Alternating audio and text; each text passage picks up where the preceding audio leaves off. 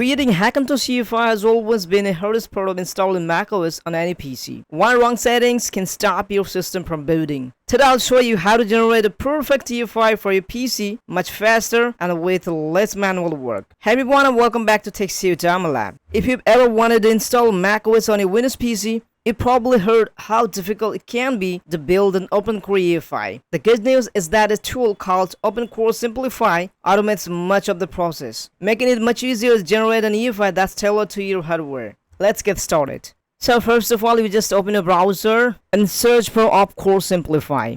And here you'll find the GitHub link, OpenCore Simplify GitHub. Open it. Now here, click on this code. Click download zip. OpenCore Simplify is downloaded. When it's downloaded, close your browser. Open the File Explorer, go to download, and here is the link. Right click on it and click extract all. Extract it. It's done. Now you can delete the zip file. Open this folder. Again, open this folder, and here you see an executable file. Right click on it, select run as administrator. If Windows asks for permission, click on yes. Now on the screen, you're gonna type here Y, hit enter. Wait a few seconds while system will automatically install Python. Now if it asks for permission to skip update, in and hit enter, the application will update automatically. You gotta type 1 and then hit enter. Now type E, hit enter.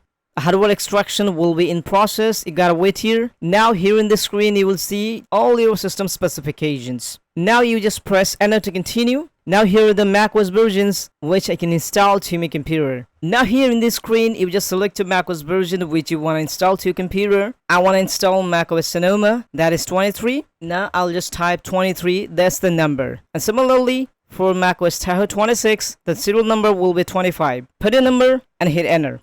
Now you just type yes and hit enter. Now it shows macOS version which we've selected, and that's the SMBIOS as default. You just type 6 and hit enter. Now it's asking, do you want to continue with the legacy patcher? Since my Windows 10 is installed to your 13 years old computer, you will definitely need OpenCore legacy patcher. So I'm gonna type yes. In your case, it may not ask you to do this, but if you're using just like me, like 13 or 10 years old computer, it may ask you to do it yes. Type yes if it asks and then hit enter. Now it will just take a few minutes, and within a few minutes it will generate your automated EFI. Completely ready to install macOS on your computer. Now you see it's ready, and here it's asking to select your audio driver. Here do nothing, just select the default, that is green.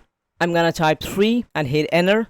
Now the EFI is completed. Now here are the basic things like USB mapping. If you want to map USB, then you're gonna follow this guide. Now if you just press enter, and now it's completed and your EFI is ready here. It's ready. After building the EFI, if you're unable to locate it, just close it and open File Explorer again. Go to download and then OpenCore Simplify, and then just open the folder. Open this folder again.